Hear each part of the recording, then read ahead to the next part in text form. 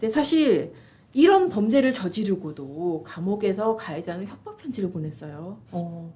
이 책에 나와 있는데 입에 담을 수 없는 뭐 욕설을 다 썼다고 그러대요. 이게 방송에서 차마 담을 수가 없는데 네. 이제 이 X를 이번에는 반드시 죽이겠다 이러면서 이게 그냥 출소하고서가 아니라 네. 내가 응급실을 가서 네. 네가 오토바이를 대놔라. 아니면 내가 이번에 엄마가 죽으면 어머. 장례식장에서 도주를 해서 죽이겠다. 그러니까 너무 디테일하게 얘기하고 있고 이게 어느 정도의 심각한 수준이냐면 네. 재소자들이 제 주소를 알고 있어요. 어머. 그 방 동기들이. 어머. 그 정도로 이 사람이 네. 달달달달 외우고 있어요. 그래서 이게 네. 정말 저는 이제 하루 이틀 내에 죽어도 이상하지 않은 사람이에요. 지금. 근데 이런 사람 두고 뭐 하는 거예요? 지금 이런 피해자들 두고. 그러니까 그러니까 진짜 이게 정쟁 싸움으로 가는 게 너무 마음이 안 좋아요. 지금. 20년의 시간이 확보된 것도 아닐 수가 있는 거네, 진짜. 그렇죠. 그런 식으로 이게 막 그렇게 협박을 한다 그러면은. 아휴. 근데 사실 정말 그렇게 애타게 이 피해자로서 절절한 마음을 가지고 지난 7월에도 이제 그 구멍난 청바지 토론회 갖고 나왔잖아요. 그래서 이거 보안수사권 이거 남겨야 됩니다. 라고 했는데 법 통과됐어요. 그쵸? 네. 아, 어떠셨어요? 진짜 국가는 죽었다라는 생각을 했습니다. 국가는 죽었다. 결국에는 국가가 약자를 보호하고 이 사람들에 대해서 지원을 끊이지 않게 해주는 게 어떻게 보면 나라, 국가가 하는 일이라고 생각을 했는데 네. 아무리 외쳐도 피해자들이 나타나도 이거는 아예 반영을 하지 않는 게 본인들의 진영 논리에 이용하는 게 네. 굉장히 부끄럽고 억울하고 역겨웠습니다. 그러니까요. 그게 사실 이렇게 피해를 당하고도 본인의 어떤 피해뿐만 아니라 다른 범죄 피해자들 커뮤니티까지 만드셨더라고요. 그래서 같이 연대하고 사건 대응하고 이걸 돕고 계시던데 그분들도 굉장히 많이 불안해하셨을 것 같아요. 뭐 무슨 메시지도 많이 왔다고 그러는데 어때요? 본회의 통과됐을 때도 네. 딱 그 시점에 네. 도와주세요, 살려주세요 막 아. 이런 메일들이 오고 네. 사실 제가 민간인이잖아요. 네. 그럼에도 불구하고 이런 사람들이 연락을 준다는 것 자체가 이 기관이 정말 잘못하고 있다라는 건데 보안수사 폐지로 인해서 지금 아직 그런 영향을 받기도 전에 지금 이 사람들이 이렇게 불안해하고 있고 네. 핑퐁으로 저는 어떻게 되는 건가요를 지금 호소를 하고 있는데 이 정치인들은 이 중간에 끼인 피해자들은 아무렇지도 않다고 생각하나 봐요. 그거는 너희 복이지 운이지. 와. 그냥 그렇게 여기는 게 너무 정말 진짜 손이 부들부들 떨리는 것 같아요. 그러니까 이게 사실 어떻게 보면은 정말 길 가다가 누구나 길 가다가 이런 횡액을 당할 수가 있고 지금 여기서는 정말 운 좋게도 이렇게 열혈 검사 이 따뜻하고 성의 있는 검사를 만나고 그렇게 해서 이렇게 지금 사건의 진상이 밝혀지고 했었는데 앞으로는 검사가 성의가 있어도 안 되는 거 아니에요, 그쵸? 지금 당장 어떻게 되는 거? 만약에 이런 사건이 잘 빌면 되지 않을까. 벌어진다고 하면은 일단 어떻게 되는지 설명 좀 해주세요. 그러니까. 일단 그 돌려차기 사건만 두고 보면 딱 이 이제- 사건에 네. 딱 그럼 10월 2일 이후에 이 사건이 발생했다 그럼 어떻게 되는 거예요? 그러면 일단 네. 그 수사 검사가 기록을 보고 네. 성폭력 목적이 있다고 하더라도 네. 즉시 경찰한테 전화를 하는 등의 방법으로 속옷 확보에 대해서 얘기할 수도 없고 네. 그다음에 검사가 피의자를 불러서 네. 이런 탄핵하는 조사를 할 수도 없으니 어. 모든 걸 이제 서면으로만 이루어져야 하는데 네. 그렇다고 하면 지금 저도 좀 걱정인 게 서면 그러니까 보안수사 요구 서면으로 속옷을 네. 확보해서 국립과수사연구원에 DNA를 검출하라라고 했을 때 네. 그 보안수사 요구사항이 수사했던 경찰관에게 닿는 시간 동안 어. 속옷이 멸실이 되거나 그러네요. 잃어버리거나 네. 뭐 그렇게 됐을 때 그런 그 증거 확보할 수 있는 시간에 대해서는 계산이 있었는지 네. 그리고 피의자를 직접 만나봐야 어느 지점에 대해서 어떤 확신을 드는데 네. 아까 이제 김준호 작가님께도 말씀하셨다시피 저도 그 피의자 조사를 하면서 네. 그 피의자가 사실 뭐 피해자가 나를 기분 나쁘게 째려봤기 때문에 내가 이런 범행을 했다, 자행했다라고 하지만 사실 그런 목적이라고 하면 그 피해자가 남자이든 여자이든 간에 전혀 중요하지 않은데 그렇죠. 그 아까 그 앵커님께서 그 기자님께서 말씀해 주셨던 것처럼 계속 여자가 아니라고 주장을 하거든요. 그렇죠. 그 뭐 기억이 안 난다도 아니고 네. 계속 여자는 아니었다고 얘기를 하는데 네. 저는 그렇게 계속 강력하게 주장하는 걸 보고 여자여야만 되는구나라고 이제 확신을 하게 된 거죠. 그래서 저는 이제 성폭력 목적이 맞아, 있을 맞아. 수밖에 없다고 가지고 그러네요. 심증을 진짜. 가지고 네. 그 이제 국립과수사연구원에서 이제 감정 의뢰를 하면 이제 속옷에서 DNA가 나올 거라고 이제 확신을 했었는데 그러네요. 그게 또 저의 예상을 어긋난 거죠. 네. 그러니까 수사라는 거는 이제 항상 계획대로 되지도 않기 때문에 네. 뭔가 실수도 있고 계획대로 이루어지지 않는다는 어떤 관점에서 바라봐야 네. 여러 지점 수사 뭐 경찰 단계, 검찰 단계, 공판 단계에서 그쵸.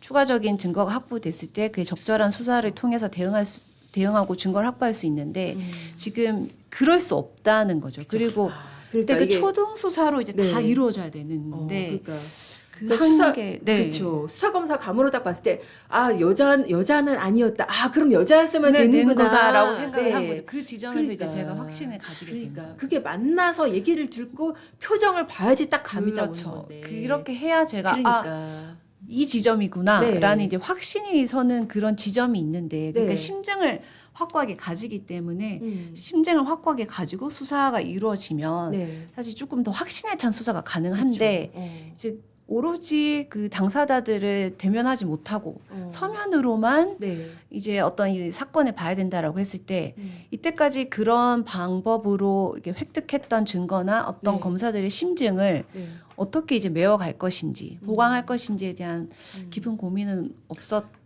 그런 역할이 중요한데. 근데 뭐 민주당에서는 뭐 부를 수는 있다고 그래요. 법 근데 내용 따르면 부를 수는 있다. 불러서 얘기 들어볼 수는 있다. 근데 증거로 못 쓴다는 그렇죠. 그 증거를 못 쓰고 제 앞에서 그렇게 얘기했던 그 어. 피의자가 네. 경찰에 다시 보냈을 때 그렇게 얘기할 것이라고 장담을 할 수가 없는 거죠. 그렇죠. 네.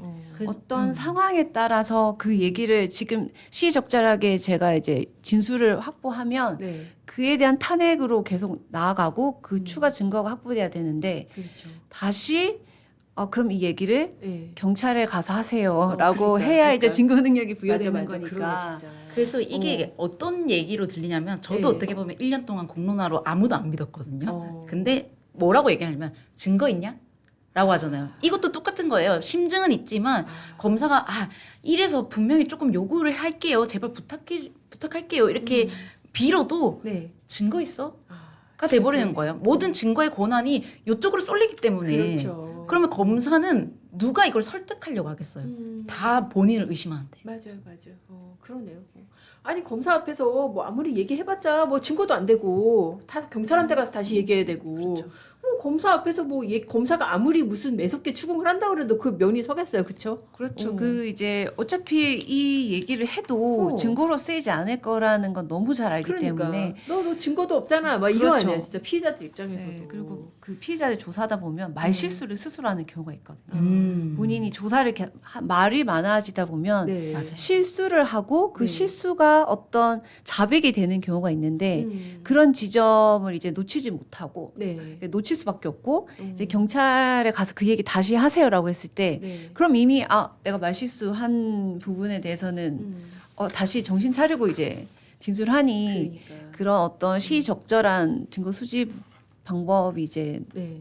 상실된다고 이것만 보시면 다시 될것 같습니다. 얘기하라고 하니까. 네. 그러면 네, 맞아. 내가 이거 잘못 얘기했구나. 이게 이거구나. 이게 본능, 중요하구나. 그러니까 그렇지, 본능적으로 맞아. 이제 알 수가 있는 그러니까 거죠. 이거 네. 완전 피해자를 위한 법 아니에요. 그러니까 범죄인을 위한 법. 그리고 중간에 빠져나갈 구멍을 막 만들어 놓고 그렇죠. 근데 또 민주당은 뭐 그렇게 얘기를 해요. 그러니까 아니 오히려 피해자의 권익을 강화했다. 지금 뭐 불송치 결정에 고소인뿐만 아니라 고발인도 이의 신청할 수 있겠다. 뭐 이런 식으로 얘기를 하는데 어떻게 보세요?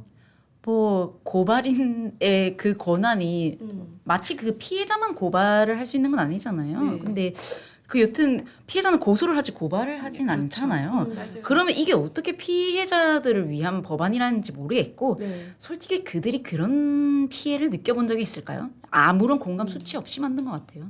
그러니까 제대로 우리를 설득을 하려면 네.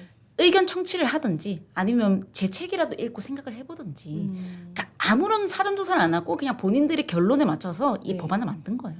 그러니까 이게 기본적으로 제가 봐도 그런 것 같아요. 그러니까 이 개정법의 방식이 법 딱 놓고 단어 검사 해가지고 검사로 나오는 거 다 지워 그냥. 그치? 일단 그게 교체. 디폴트, 그쵸? 예.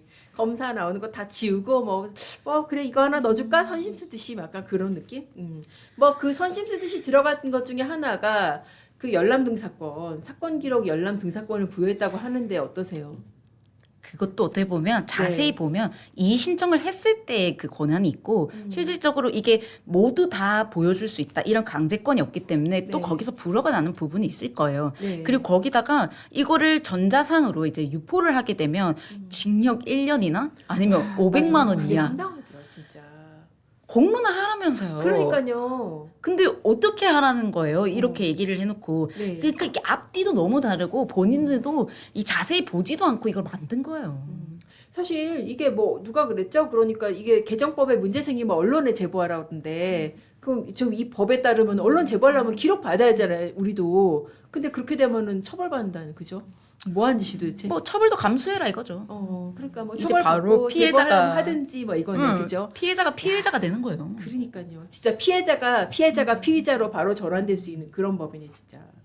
거기다가 또 뭐 그런 얘기도 해요. 야, 너 뭐 정권 송치 노래를 불러서 우리가 보니까 그냥 사회적 약자는 해야 될 것 같으니까 그건 넣어줄게. 그러면서 7대 범죄로 사회적 약자 대상 성범죄, 아동 뭐 이런 거는 전권 송치. 그러니까 경찰이 무혐의라고 판단하더라도 검찰에 다 보낼 수 있게 그렇게 했어라고 주장을 하거든요. 어떠세요? 저는 좀 웃긴데요. 이 네. 얘기 들을 때마다 결국에는 이렇게 국가가 7대 범죄에 한해서 지원을 한다는 것 자체가 국가가 피해자를 선별적으로 고르겠다, 지원해주겠다라는 말이고 네. 결국에는 저도 왜 이것에 대해서 분노를 하냐면 저도 애초에 성범죄 사건이 아니었기 때문에 네. 국선 변호사를 선임할 수도 없었고 센터의 지원도 못 받았고 네. 그렇기 때문에 물론 이상한 생각이지만 차라리 성범죄 피해자였다면 이런 생각을 했어요. 근데 오죽하면. 이렇게 돼버리면 무슨 문제가 일어나냐면 네. 7대 범죄가 되기 위해서 아주 많은 노력을 하려고 피해자들이 수사 단계부터 할 거예요. 회복도 하지 못한 채. 그러니까 내가 그냥 맞은 게 아니고 나 성폭행까지 당했어요. 왜 검사님이 사건을 한번 보게 하려면은 내가 성폭행까지 당했어야 되는 거야, 그쵸? 그렇죠. 너무 원하겠죠. 자기가 그러니까. 그런 피해자가 되기 위해서. 그 너무 슬프다 사실.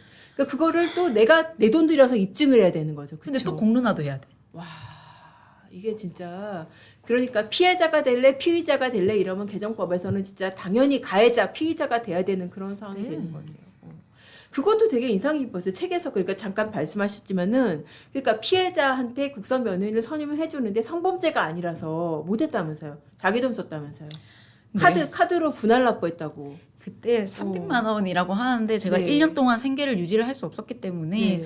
이제 변호사님 제가 이거 300만 원 이거 최대 할부로 얼마까지 됐나요? 근데 24개월 할부가 된다고. 300만 원 24개월. 아이고 어떡해. 그냥 가족한테 손 벌리기도 이제 너무 미안하고 그냥 저 혼자서 이걸 해야 되는데 네. 그냥 모두에게 제가 비굴해지는 게 너무 싫어서 네. 그걸 했는데 그것 또한 진짜 너무 힘들더라고요.